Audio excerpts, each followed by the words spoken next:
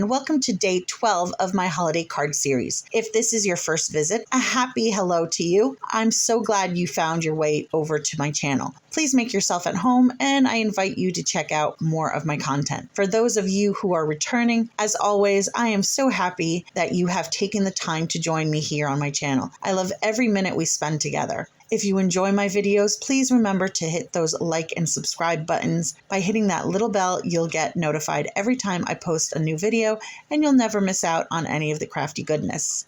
So we've made it to the last day of this card series. I hope you've enjoyed this year's projects as much as I have sharing them with you. For my last card, I am sharing a shaker card using some My Favorite Things stamps. Let's get into the video. For the shaker window, I die cut an oval in my card panel. I didn't put it quite in the middle because I wanted to fill in the space around it with my images, and I wanted to have enough room at the bottom. Once I had my window, I used it to mark a second panel. I needed a guide to know where to put my ink. Next, I used distressed oxide inks in the color Lumberjack, Picked Raspberry, and Wilted Violet. I quickly laid down my colors, trying to create as much variation in my ink blending within my marked space. I used Bristle Smooth cardstock as my paper. Out of convenience, I usually use the paper that I have at arm's reach, and I forget how lovely it is to use Bristle Smooth cardstock.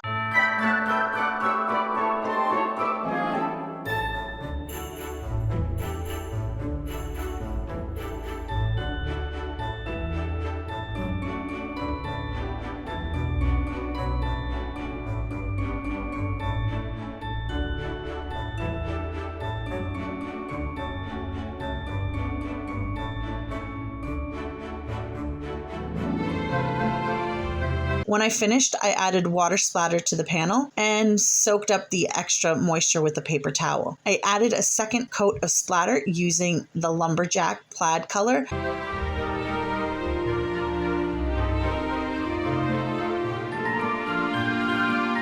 I stamped the little caroler from the Happy Holiday Stamp Set, along with some holiday florals and greens from the Pretty Poinsettia set in Intense Black ink. Both these sets are from My Favorite Things. They are really such pretty sets.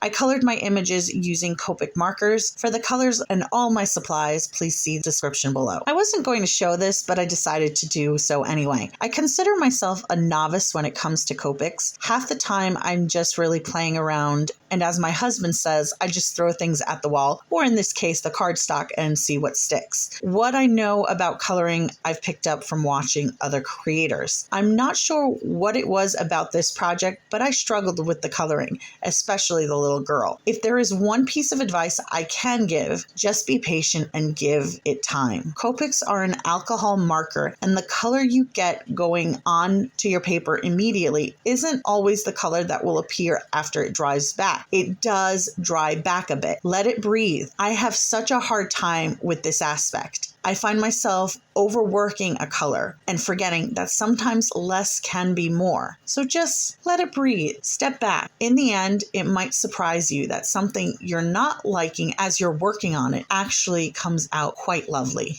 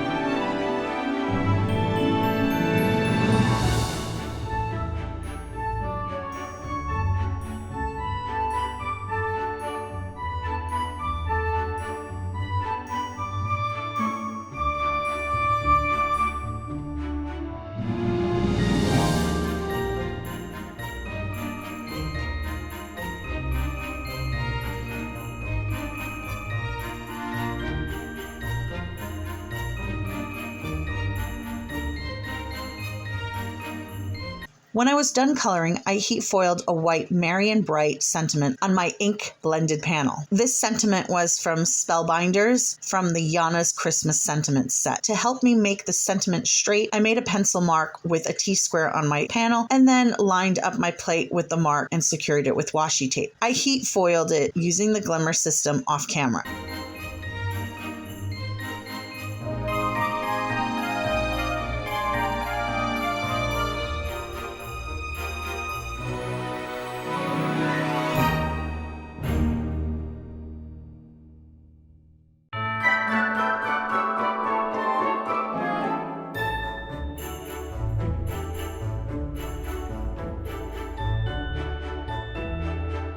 Once I had my sentiment, I added my window film and secured it to the back of my window panel using double-sided tape. Then I added foam tape around the window. I made sure to line up the foam so that there were no gaps. I wanted to make sure my shaker bits would be secure on the inside of my window.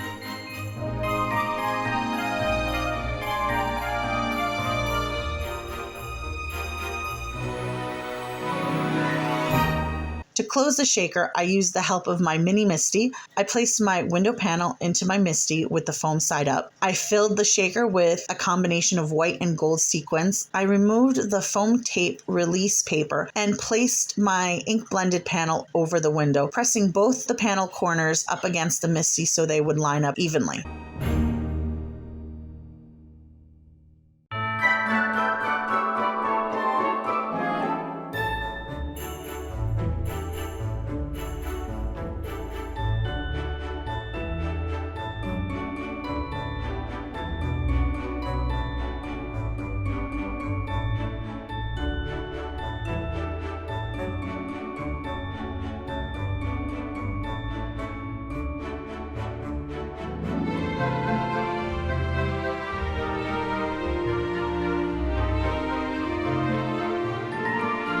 I attached my images to the front of my card using either foam tape or liquid glue. I also went back with a white gel pen to clean up my coloring and any unwanted color bleeding.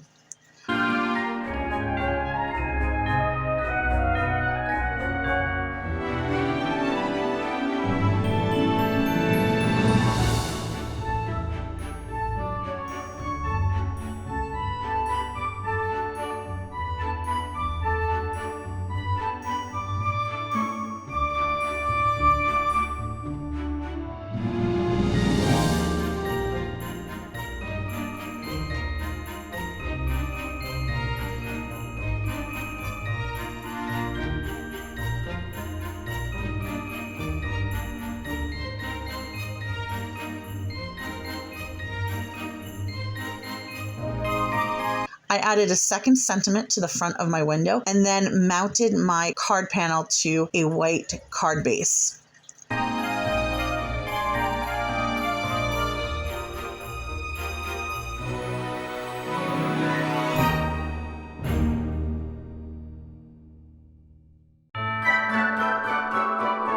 I finished the card by adding some Nuvo Clear crystal drops to the berries.